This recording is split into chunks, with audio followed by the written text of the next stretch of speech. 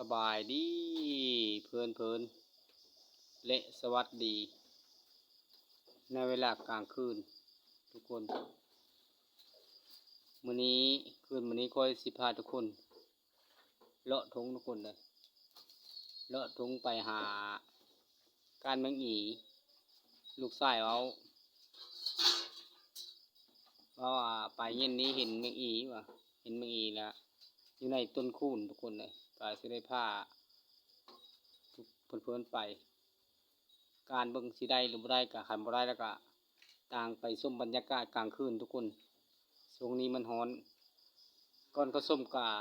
อย่าลืมทุกคนอย่าลืมกด Subscribe แล้วก็กดถูกใจทุกคนกดแล้วก็ขอขอบคุณเพื่อนๆเก่าหรือเพื่อนใหม่ทุกสองถือว่าคันว่าคอยบ่เข้าถึงเพื่อนๆก็ขอโทษขออภัยเนื่องจากคอยก็อยู่บ้านนอกคลองนาทำไร่ทำสวนทุกคนเลยถือว่าบ่มีสัญญาณนิดไปไกลจากบ้านแล้วก็เพราะว่าบ้านค่อยมันได้ว่ามันไกลห่างไกลซอกลีกจากเครือข่ายทุกคนเลยยามค่อยลงคลิปลงหยังก็ค่อยจะได้ออกไปข้างนอกทุกคนเอาแล้วก็ไปนำกันทุกคน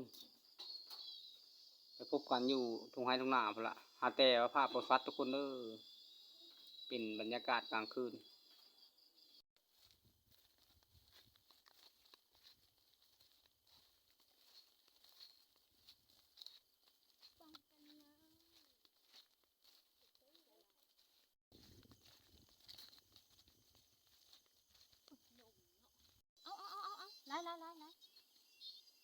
ถือว่าทุกคนมาฮอดอันต้นมะคูนถือว่ามาเก็บแมงอีมีทุกคนเลยอย่างนี้ทุกคนนี่แม่งเป็นอันนี้ทุกคนเลยแมงอีทุกคนเลยคือว่าบ้านค่อยล่ะเว้าแมงอีบ้านเพื่อนๆล่ะนี่ทุกคนโอ้แม่มันบินลงมาเองทุกคนเลยเห็นเสียงไฟเลยบินมาเองโอ้คักทุกคนคือว่าหาไม้มาทุกคนเลยหาไม้มาต้อยเอาทุกคนเลยต้อยเอาหากินแบบกลางคืนทุกคน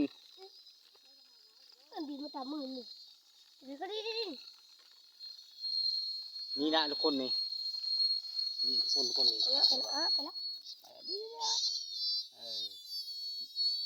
แมงอีทุกคนเลยประมาณนี้ละมากกับลูกชายกับภรรยาเด้แต่ว่าภาพบริษัทกับโบเห็นแจ้งกับขอโทษขออภัยทุกคน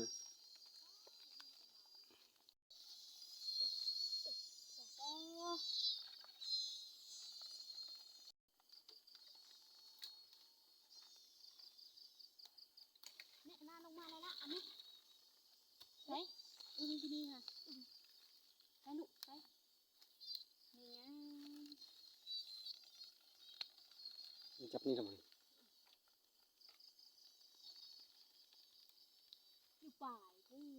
แบบว่าเขาอยู่สูงทุกคนเลยสูงถือว่าสูงไก่สูงเติบทุกคนเลยประมาณดู5 เมตรทุกคนเลยแบบไม้ทั้งเอาทุกคนเลย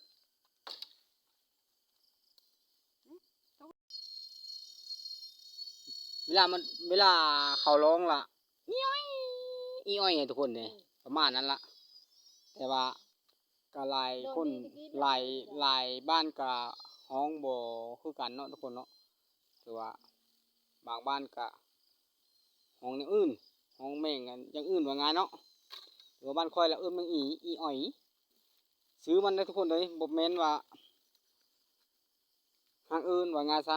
เคยอื่นมาตั้งแต่ดนๆอย่างนี้เออได้ว่าคอยหาทุกคนเลย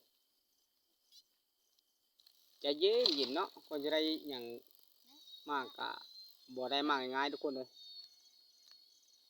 แล้วก็พยายามนะทุกคนเนาะไว้อย่างกันเนาะนี่ละทุกคนเลยเคยละ ดิดิดิ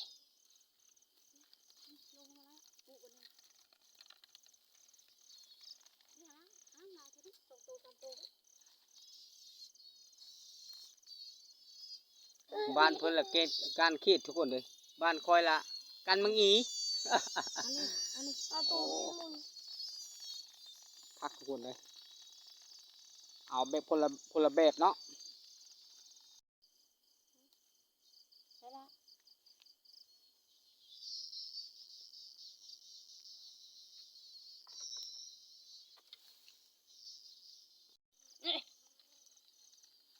นี่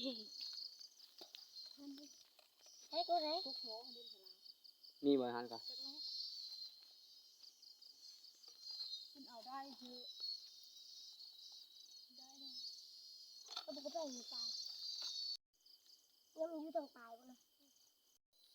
เอาหลังจากอันหาแมงบ่ได้แล้วก็หาเฮ็ดกลางคืนทุกคนเลยหาบ่ได้มากินยามแรงทุกคนถือว่าบ่มีหลายตัวแรงก็เลยหาทุกคนเลยเฮ็ดกระดอกกระสวยคือเก่าทุกคน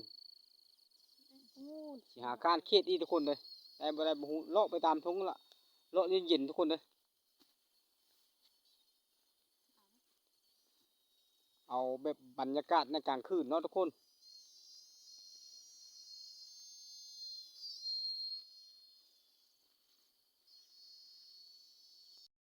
เอาทุกคนเลยมาหอดหื่นหอดซ่านแล้วก็นี่ทุกคนได้ประมาณนี้ทุกคนพอดีป่นทุกคนเอ้ยป่นตอนเช้าเนาะหรือว่าเอาคลิปนี้ก็จบจำนี้ทุกคนขอขอบคุณเพื่อนๆสู้ครูทุกคนคือเก่าเนาะอย่าปะอย่าทิมอย่าปะอย่าละกันหักเพลงกันคือเก่าเจอกันคลิปหน้าทุกคนสำหรับคลิปนี้แหละจบ